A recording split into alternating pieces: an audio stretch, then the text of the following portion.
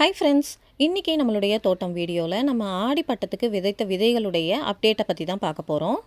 ஆக்சுவலாக பார்த்தீங்கன்னா விதைகளை நான் ஆடி 18க்கு விதைக்கலை, அதுக்கு ஒரு 10 நாளுக்கு முன்னாடியே விதைச்சது தான். ஆடிப்பட்டத்துக்கு தேவையான மண் கலவையெல்லாம் போன மாதமே ரெடி பண்ணி ஃப்ரிட்ஜ் பாக்ஸ் அப்புறம் நிறைய க்ரோ பேக் இதெல்லாம் ஃபில் பண்ணி வச்சாச்சு. மண் கலவையெல்லாம் ரெடி பண்ணி ஒரு 20 நாள் அப்படியே விட்டாச்சு. அதுக்கப்புறம் தான் விதைகள் எல்லாம் விதைச்சேன். நான் விதைக்கிறதுக்கு ஒரு 2-3 நாளைக்கு முன்னாடி நல்ல மழை, அதனால் விதைச்ச விதைகள் எல்லாமே நல்லா முளைச்சி வரும் அப்படின்ற ஒரு நம்பிக்கை இருந்தது. இப்போ நீங்கள் பார்த்துட்ருக்கிறது சிட்டு பூசணி. 2 விதைகள் போட்டிருந்தேன், 2மே சூப்பராக முளைச்சி வந்துட்டுருக்கு. வேலூர் விதை திருவிழாவில் தான் வாங்கினது. அடுத்து பார்த்திங்கன்னா மஞ்சள் கிழங்கு இதே ஃப்ரிட்ஜ் பாக்ஸில் 2 வச்சுருந்தேன், 2மே சூப்பராக வந்துட்டுருக்கு. மஞ்சள் கிழங்கு இதுதான் முதல் முறை ஃப்ரிட்ஜ் பாக்ஸில் ட்ரை பண்ணுறேன், பார்க்கலாம் நிறைய அறுவடை கிடைக்குதா அப்படின்றது. அடுத்து பார்த்திங்கன்னா பச்சை நிறத்தில் நீளமாக வளரக்கூடிய ஒரு கத்திரிக்காய் ரகம், இதுவுமே சூப்பராக வந்துட்டுருக்கு. நாத்தெல்லாம் ஆடிப்பட்டத்துக்கு விதைச்சது அப்படின்ட்டு ஒரு வீடியோ போட்டிருப்பேன், ஆனால் அதில் இந்த கத்திரிக்காய் ரகத்தை பற்றி சொல்லியிருக்க மாட்டேன். அந்த வீடியோ எடுத்ததுக்கப்புறம் விதைகள் போட்டது தான் இதெல்லாம். ஒரு 10 விதைகள் போட்டிருப்பேன், அதில் நிறையவே வந்திருக்கு. அடுத்து பார்த்திங்கன்னா சிகப்பு வாடாமல்லி அப்படின்ட்டு சில விதைகள் இருந்தது, அதையும் போட்டிருக்கேன், அதுவும் சூப்பராக வந்துட்டுருக்கு. ஆனால் இது சிகப்பு வாடாமல்லியா அப்படின்றது வளர்ந்ததுக்கப்புறம் தான் தெரியும். இதே ஃப்ரிட்ஜ் பாக்ஸ்லேயே 2 வெள்ளை பாகல் விதை போட்டிருந்தேன், அதுவும் சூப்பராக வளர்ந்து வந்துட்டுருக்கு. இந்த கிளிப்பிங்குடைய ஸ்டார்டிங்லேயே பார்த்துருப்பீங்க அதை. பூசணியுடைய இலைகள்லாம் பார்த்திங்கன்னா சும்மா மிரட்டலாக வந்துட்டுருக்கு. அடுத்து பார்த்திங்கன்னா நம்ம எகிப்து கீரை தான். இதே ஃப்ரிட்ஜ் பாக்ஸுடைய ஒரு சின்ன கம்பார்ட்மெண்ட்டில் வச்சுருக்கேன். விதைகள் எல்லாமே சூப்பராக முளைச்சி நல்லா வந்திருக்கு. இந்த விதைகள் எனக்கு ஒரு விதை பகிர்வு நிகழ்ச்சியில் தான் கிடச்சிது. இந்த எகிப்து கீரையை இதுதான் முதல் முறை நான் ட்ரை பண்ணுறேன். இதை எப்படி சமைக்கணும் அந்த ஐடியாலாம் எதுவுமே இல்லை. கண்டிப்பாக நான் பறித்து சமைக்கும் பொழுது உங்களுக்கு ஒரு அப்டேட் கொடுக்குறேன். இதனுடைய தண்டுகள்லாம் பார்த்திங்கன்னா நல்லா மெல்லிஸாக தான் இருக்குது, சுவை எப்படி இருக்கும்னு தெரியல. அடுத்து பார்த்திங்கன்னா நம்ம கோவக்காய் கட்டிங் தான். பெருசாக இன்னும் மேல் எழும்பலை கொடி, ஆனால் ஒரு சின்ன கயிறு மாதிரி கட்டி சப்போர்ட்டுக்கு ஒரு பைப்பும் வச்சு அந்த கயிறை ஏற்றி விட்டுருக்கேன்.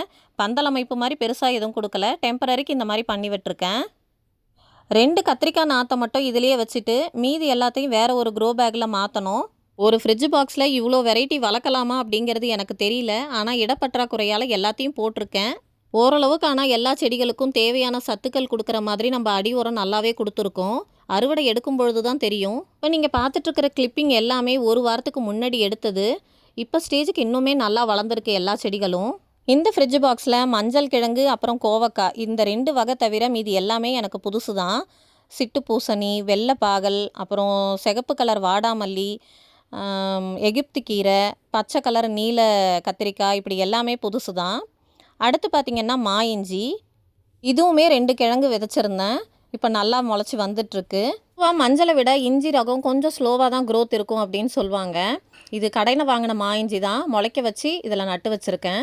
இதிலே பார்த்திங்கன்னா ஒரு தக்காளி செடி தானாக முளைச்சி வந்திருக்கு. அப்புறம் சக்கரவர்த்தி கீரை இதெல்லாமே தானாக வந்திருக்கிறது தான். அடுத்து பார்த்திங்கன்னா லக்கடாங்கு மஞ்சள், இதுவும் சூப்பராக வந்துட்டுருக்கு. கிழங்குலேயே 3 இடத்துல முளைப்பு இருக்குது அப்படின்ட்டு 3ஆக பிரித்து வச்சுருந்தேன், நல்லா வந்துட்டுருக்கு. இதுலேயுமே ஒரு தக்காளி செடி தானாக முளைச்சி வருது, சக்கரவர்த்தி கீரை அப்புறம் அரைக்கீரை இதெல்லாம் வருது. அடுத்து பார்த்திங்கன்னா மயில் தண்டுக்கீரை, இதுவும் சூப்பராக வந்துட்டுருக்கு. இதனுடைய இலைகள் பாருங்கள் மயிலுடைய தோகை மாதிரியே இருக்குது, அதனால தான் இந்த பெயர் போல் இருக்குது.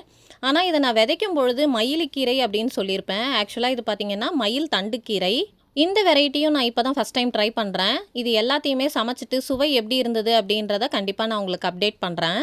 பார்க்குறதுக்கு ஏதோ ஆர்னமெண்டல் பிளான்ட் மாதிரி அவ்வளோ கலர்ஃபுல்லாக சூப்பராக இருக்குது. இந்த மாதிரி வித்தியாசமான கீரைகளை பார்க்கும்போதே அவ்வளோ சந்தோஷமாக இருக்குது. இந்த மாதிரி கீரை ரகங்கள் எல்லாம் நர்சரிஸ்லேயும் ஆன்லைன்லேயும் கிடைக்குதான்னு எனக்கு தெரியல, ஆனால் எனக்கு விதை பகிர்வு நிகழ்ச்சியில் தான் கிடச்சிது. கிராமங்களில் இந்த மாதிரி கீரைகள்லாம் கிடைக்குதோ என்னமோ தெரியல, ஆனால் சிட்டி சைடு இந்த மாதிரி கீரைகள் எல்லாம் பார்த்ததே கிடையாது. நான் எங்கள் வீட்டில் குழந்தைங்க பெரியவங்க அப்படின்னு எல்லாருமே கீரையை ரொம்ப விரும்பி சாப்பிடுவாங்க அப்படின்றதால நானும் புதுசாக ட்ரை பண்ணுவேன். அடுத்து பார்த்திங்கன்னா செடியவரை, இதுவும் சூப்பராக வந்துட்டுருக்கு. 2 விதை விதைச்சிருந்தேன், ஒன்று நல்லா வேகமான வளர்ச்சியை காட்டுது, இன்னொன்று கொஞ்சம் ஸ்லோவாக தான் வந்துட்டுருக்கு. இது போன வாரம் எடுத்த வீடியோ கிளிப்பிங் தான். இப்போ பார்த்திங்கன்னா நிறைய மொட்டுக்களே வைக்க ஆரம்பிச்சிடுது. போன வருஷத்துக்கு முன்னாடி வருஷம் பிங்க் ஓர அவரை போட்டிருந்தேன். போன வருஷம் பார்த்திங்கன்னா முழுசும் சிகப்பாக இருக்கக்கூடிய அவரை ரகம். இந்த தடவை செடி அவரை தான். செடி அவரை ஏற்கனவே நான் முயற்சி பண்ணது தான், இது 2வது முறை. பார்க்கலாம் இந்த தடவை எப்படி இருக்குது அறுவடை அப்படின்ட்டு. நம்ம தக்காளி மட்டும் எந்த தொட்டியும் விட்டு வைக்க மாட்டேங்குது, எல்லா தொட்டிகள்லேயும் ஒரு செடியாவது வந்துடுது கண்டிப்பாக. அதே மாதிரி தான் சக்கரவர்த்தி கீரையும். கூடவே இதில் பார்த்திங்கன்னா சிகப்பு டிசம்பர் ஒன்று வச்சுருக்கேன் நாற்று. அப்புறம் பார்த்திங்கன்னா இந்த கரிசலாங்கண்ணி இதெல்லாம் கூட நிறைய தொட்டிகளில் முளைச்சி வந்துட்டு தான் இருக்குது. அடுத்து பார்த்திங்கன்னா நம்ம ஊதா கொத்து கத்திரி, இதுவுமே நல்லா நாற்றெல்லாம் வந்துட்டுருக்கு. இப்போ நிரஞ்சன் பாட்டா இன்னொரு க்ரோ பேக்கில் போட்டிருந்தேன், ஆனால் அது முளைக்கவே இல்லை. அடுத்து பார்த்திங்கன்னா சிவப்பு பண்ணைக்கீரை அப்படின்னு நான் போட்ட விதைகள். பண்ணைக்கீரையிலேயே 2 வெரைட்டி இருக்கும் போல இருக்குது. ரெண்டுமே இதில் கலந்து தான் வந்துட்டுருக்குன்னு நினைக்கிறேன். வெள்ளை பூ பூக்கிற பண்ணைக்கீரை, அதுக்கப்புறமா சிவப்பு பூ பூக்கிற பண்ணைக்கீரை, இது கூடவே தவசிக்கீரையும் ஸ்டெம் கட்டிங்கில் வச்சுருக்கேன்.